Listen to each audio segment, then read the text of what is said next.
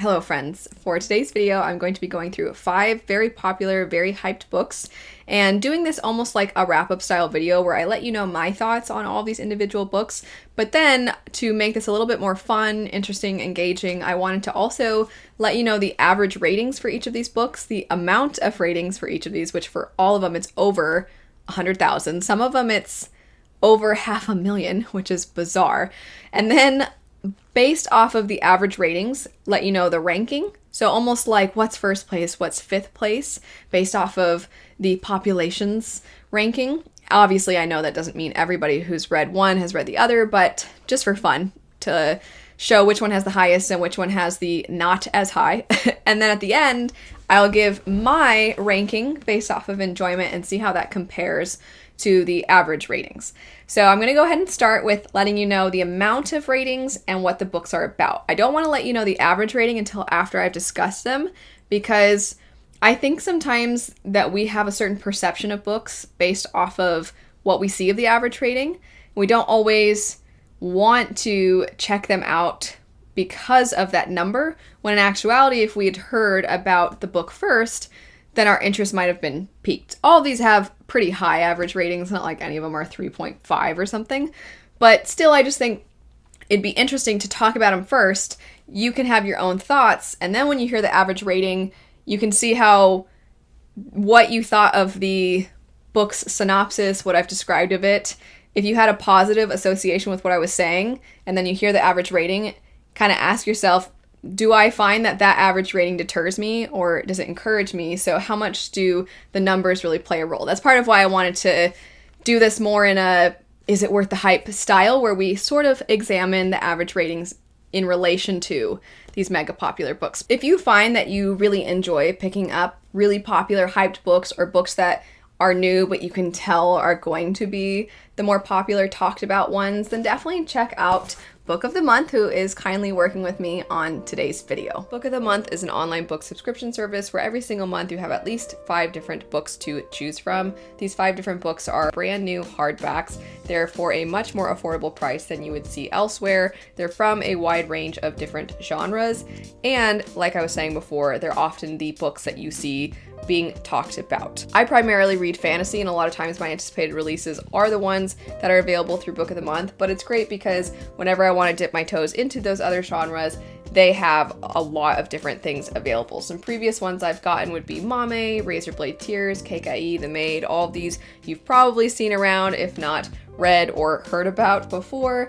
But this particular month, the 2 that I chose were Lady Tan's Circle of Women and The Wishing Game. The Wishing Game seems like it's going to be a combination of things like House in the Cerulean Sea, The Very Secret Society of Irregular Witches, mixed with something almost like Willy Wonka. So that one sounds absolutely adorable. Lady Tan's Circle of Women sounds incredibly moving. It's a historical novel that is a reimagining of a woman who was a physician in 15th century China. If you're interested in checking out Book of the Month, I'll have them linked in the description bar down below, and you can use my code to get your first book for $9.99. A big thank you again to Book of the Month for working with me, and now on to our video. Getting into what the books are. So for the 5 books, I have 2 fantasy, because that's primarily what I read, 2 romance, and then we have a literary fiction. I purposefully wanted to mix it up.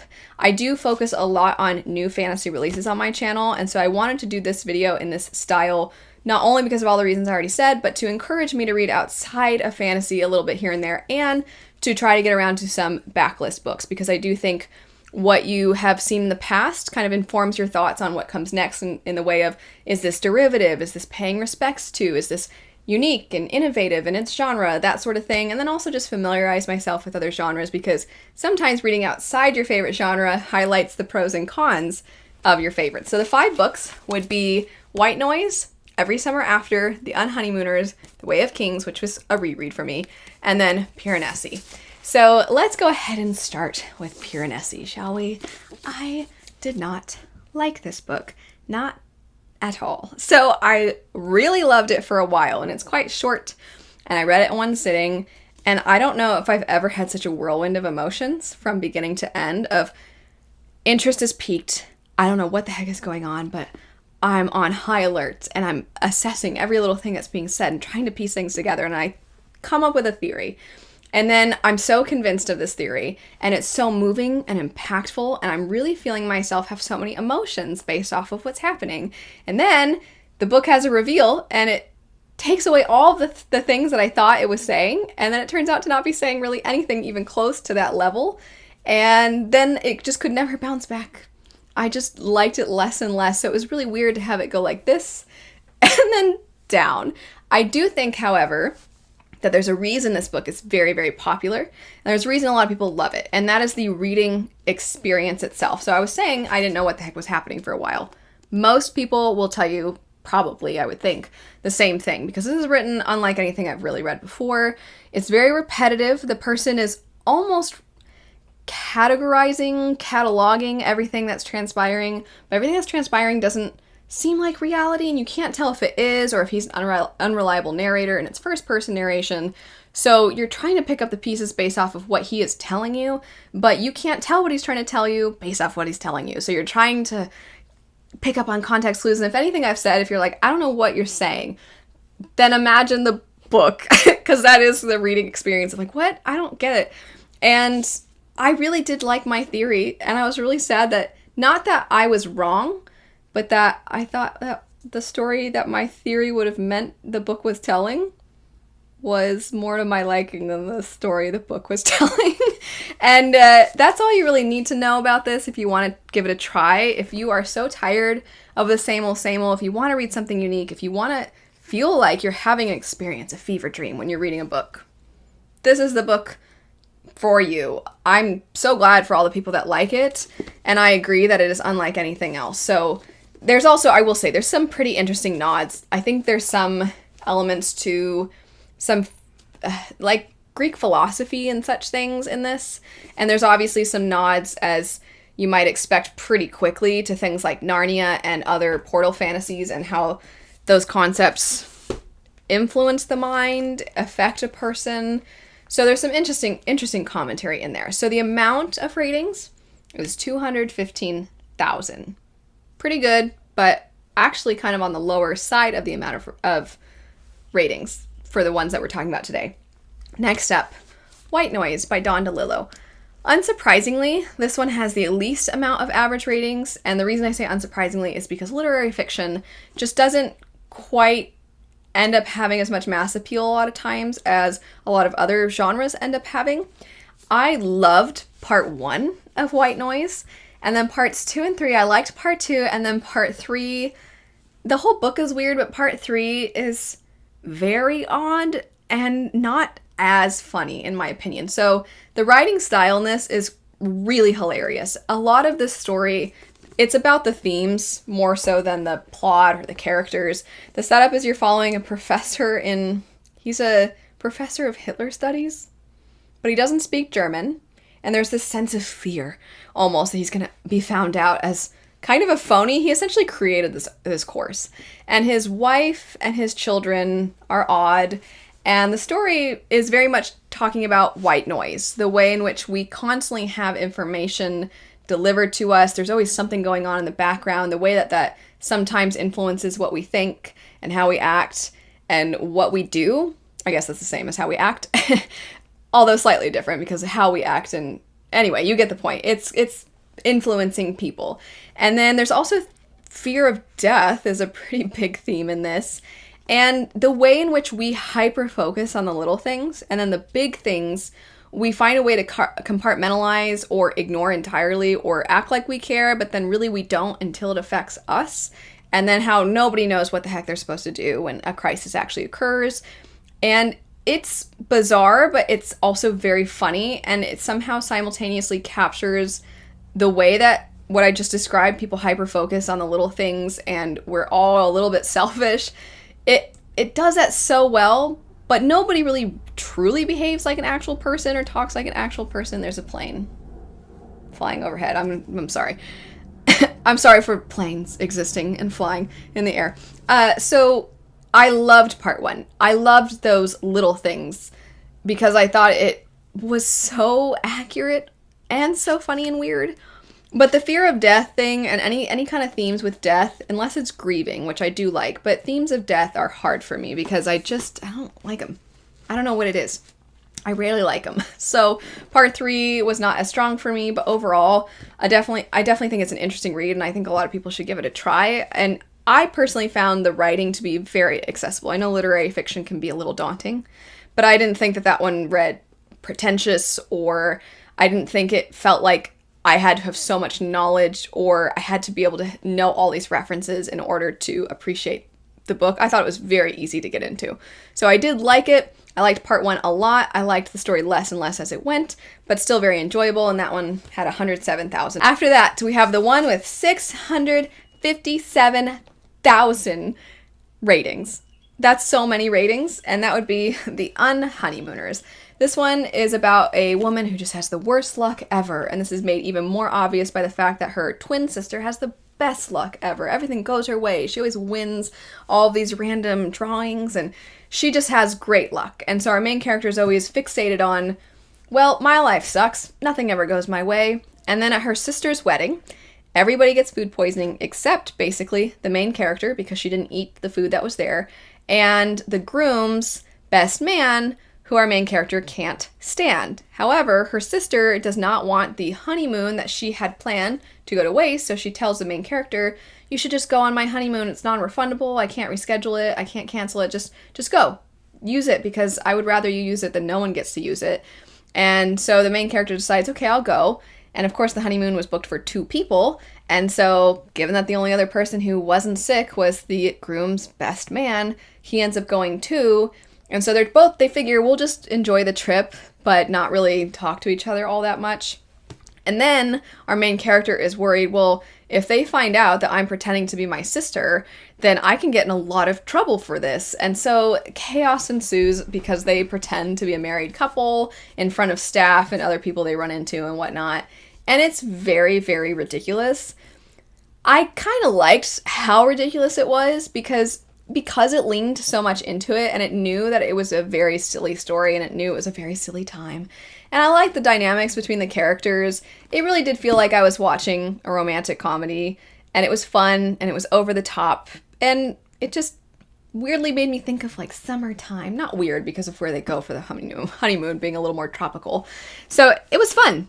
It was fun. I wouldn't say I was impacted or moved or anything like that, but I had a good time with it.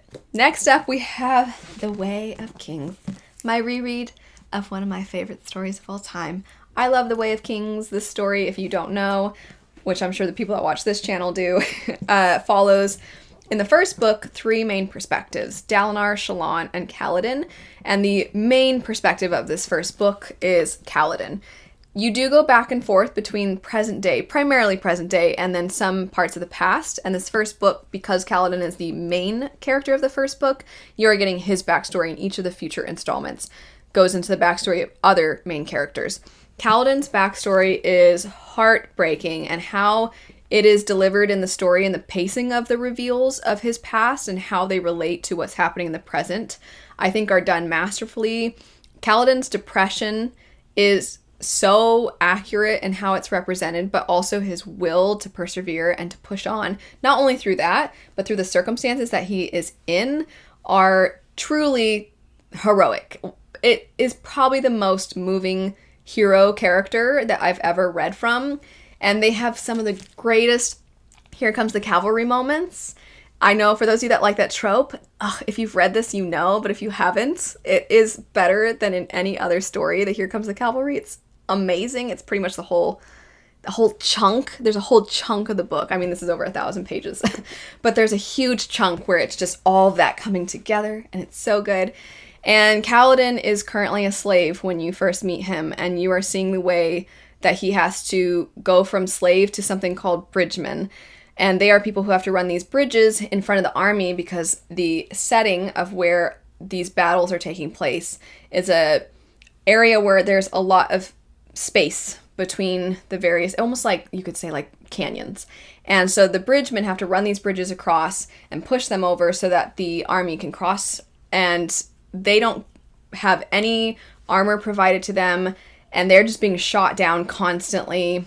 It's brutal. The way it's written really showcases how difficult it is, and so many of these men have no hope, and Kaladin not only thinks that he's going to push on, but that he's going to try to make the lives of those around him the best they can be in these circumstances. And he keeps defying the odds, and it's just so satisfying in so many ways. It's great to see somebody triumph, but it's also so emotional and impactful. And then you get some politics going with the character Dalinar, who is a high prince, and the character Shallan is an aspiring scholar, you could say, but there's a little more to her plotline than that. This is, of course, the first book in an epic fantasy series where each of the books is epic in scope all on their own. That first book is exceptional. It was a great reread. And the amount of ratings is 428,000. Last, we have Every Summer After, 303,000 ratings for this one. This is also a romance story. Follows two best friends, and you get to see when they were children how they became best friends, and then eventually as they grew into adults, how they went from having crushes on each other to falling in love with each other. And then in present day, something has happened. They're no longer together. You don't know why, but you know the main character, it would seem, is the one that called it off, and you're not sure why she would call it off because she seems still very much in love with this man. He seems in love with her still, and you're like, what happened? But at the beginning of the story, she gets a call from the love interest's brother saying, our mom died. I thought you should know, and I thought you should come to the funeral because you were like family growing up. And so she goes back and she sees him, and all these emotions come back. And I enjoyed the book until the end, because when you finally figure out why they weren't together, what she chose to do, I thought, almost like similar to Piranesi, I thought it was going to be something really important. And I'll tell you what I thought. Well, I almost think I shouldn't tell you, because then it's better if you don't know what it isn't, because maybe you'll think that's what it is, and that'll be part of the fun of the reading of this book. But there's a part where the girl thinks, like, I'm not good enough for you. And a little bit I'm like, you know what? You're really not. I know she's fictional. I wouldn't say that about a real person. Yeah, but she should work on her, why she chooses why she goes about I'm trying not to spoil things. She makes some poor decisions, and I wished that she had thought through and worked on herself to determine why she felt inclined toward the path that she went on. And I wouldn't have been opposed to this book going the way it did if I had seen more of her trying to really figure out her tendencies and learn to be more differentiated and really, I'm repeating myself, but work on herself. Because then the ending, once you find out what happened, everything just kind of wraps up so quickly, and I was like, what? So I didn't love it, but I would read something else by this author, because I didn't dislike the writing. I just didn't like the outcome of certain things. I wish we'd had more time, and like I said, I wish the character had been more introspective. I think that's a summary of what I'm trying to say. I wish she was more introspective. Now to the average ratings. So let me get all the books. Oh, sorry, they're underneath. They're on an ottoman down here. Let me get all the books again and tell you the average ratings. So, Piranesi, 4.24. That's a very good average rating. I will say, I've found that adult fantasy tends to have very high average ratings. It's not as harsh as other areas like literary fiction. Young adult tends to be lower on average. So there's certain genres that I feel like people are more inclined to give positive ratings than negative. So Piranesi, 4.24. White Noise, 3.87, which again, it's literary fiction, so I think sometimes people come to it and they aren't really looking for that thematic story. They're not really looking for the quirky weirdness. They just want characters they can like, and they want an interesting plot, and it doesn't really deliver on those things. So I understand the average rating, although I might think it deserves to be a little higher. The Unhoneymooners is at 3.94. It has so many average ratings that inevitably there's going to be some people that don't like it, and kind of the opposite of what I was saying about White Noise. There's going to be some people that go into this that want maybe a little more substance and depth, and it's just fun, and they might be disappointed that it's mostly just fun. There's some meaningful things when it comes to her and her sister, but otherwise I would say it's mostly just fun. Way of Kings, 4.65. So high. One of the highest ratings I've ever seen.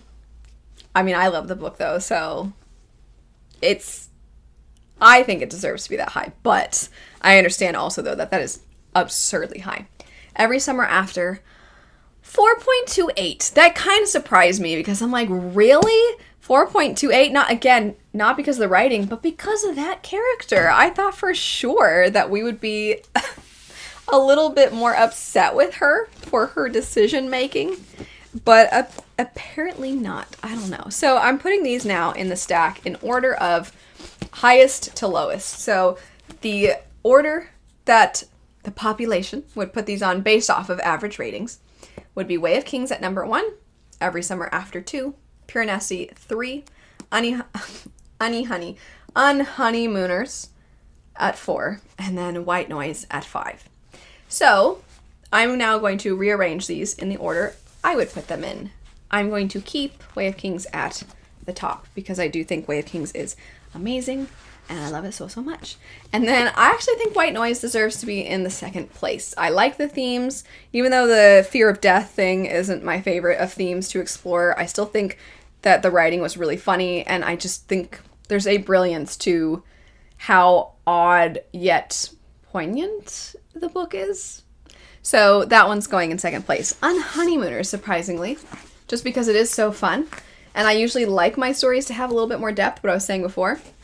But I had a good time with it, and I don't always feel this way, but with this one, I'm like, I just feel like it knew what it was, and it delivered on that, you know? Sorry, I just banged my chair's arm rest. It just knew what it was, you know? And it's like, I'm just having a good time. It's like when, no, never mind. I'm not going to give one of my bad analogies. It knew what it was, so I just embraced the fun, and I had fun, and I liked the relationship building that was there, whether it was between her and the love interest, her and her sister, her figuring out things for herself. I liked the way all of that was done. I liked the family unit too. Every Summer After. I'm surprised this isn't at the bottom given how stupid I thought the main character was. But Piranesi. I just that's another one that it's hard not to get spoilers away, but there's a little part of me I'm like, you could have just I can't say spoilers. I'm trying to decide if I should do a spoiler video for this one because there's a certain thing that I'm like, wait, so this could have been this could have happened this whole time. It was one of those moments, and I'm like, I think it pretty much, yes, I think yes, it could have, and so it irritated me. So this is my order. It's definitely a very different mix of books, and I also acknowledge that it's just so hard to compare one genre to the next because they have different things that they're aiming for, and they have their own various different strengths. And if you like one book's strengths a lot and it's more appealing to you, then no matter how good another genre does something, it might not be to your taste as much. So it's just, I know it's a weird way to go about it, but I had fun just looking at what the average ratings are, how people feel toward the books versus how I felt toward the books. If you read any of these, I would love to know your thoughts. A big thank you again to Book of the Month for working with me on today's video. I hope you have a lovely rest of your day, and I'll see you later. Bye.